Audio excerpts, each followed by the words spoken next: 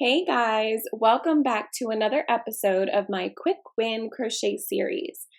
One of the most common complaints I have when you're first starting to learn how to crochet is learning how to get those straight edges.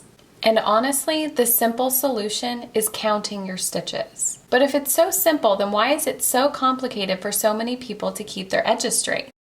Well, it's because they need a better way of counting their stitches.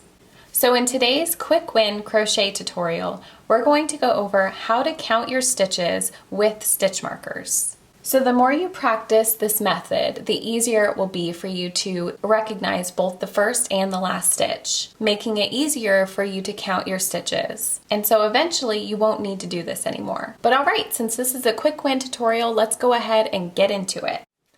So if you don't have stitch markers, you need to get them. They are going to be your best friend. These stitch markers, which I use quite often, and this is what I'll be using in this tutorial. This right here is a bobby pin, which you might already have at home if you don't want to go buy a set of stitch markers. They also have locking stitch markers, and those are actually my favorite because if you hit them or you set your work down, they're not coming out at all. So those are the ones that I recommend.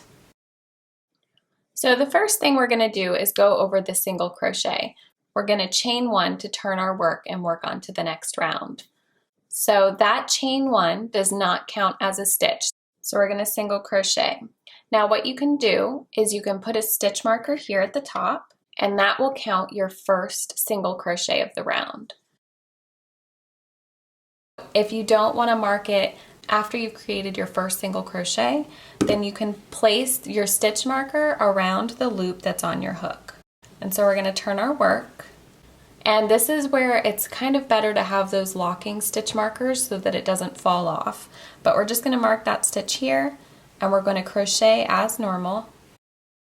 And now you can see that the stitch marker is now marking our first stitch right here. Okay, so now that we've reached the end of the row, we know that this marker is marking our very last stitch. So what we're going to do is take that marker out, make our single crochet, and then we can put our stitch marker back in, or we can chain one and put our stitch marker around this loop so that we can mark the next row. I'll show you how you can count the single crochet stitches. 1, 2, 3, 4,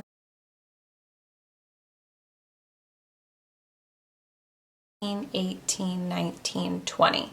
And you can see for our 20th stitch, our stitch marker is holding that stitch. And that's it for the single crochet. For your half double crochet, we're going to chain 2 to start our next row. And this chain 2 does not count as a stitch. So for the half double crochet, we're going to insert our hook into this very first stitch. And here you can go ahead and mark your stitch. Now we are marking the top of that very first stitch. We're not marking this chain 2. So go ahead and half double crochet down the row. So now that we've reached the end of the row, now we're going to chain 2. And then we're going to place our stitch marker around the loop on our hook, just like that. Then we're going to turn, and we're going to work into that very first stitch here. And you can see that our stitch marker has marked that very first stitch, so just pretend that this chain 2 is not there. And so now once I reach the end of the row, I'll help you count them. Our stitch marker was marking the last stitch, so we're going to pull it out, insert our hook into that last stitch, and now we have completed our row. So we're going to go ahead and count these stitches. Remember, this is the chain, so that does not count. So 1, 2, 3,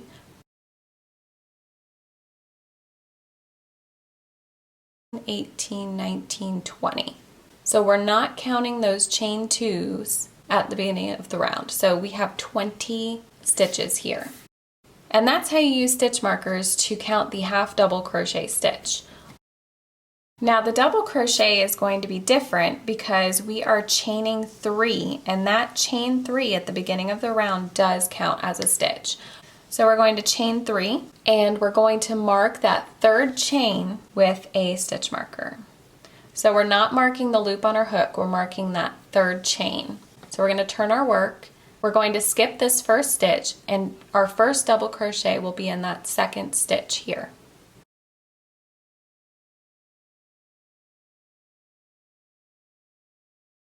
Okay, so you can see here that we have our first stitch marker at the top of our chain 3. This is our first double crochet. This is the top of the chain 3. I'll show you what that means when we go to count. Now we've reached the end of the row where our stitch marker is, and it is marking the top chain of our chain 3 from the previous round because that is where we are going to place our next stitch. We're going to remove that stitch marker and we're going to double crochet into this chain. So you can see chain 1, chain 2, chain 3, and we're just going to insert it into that hole here.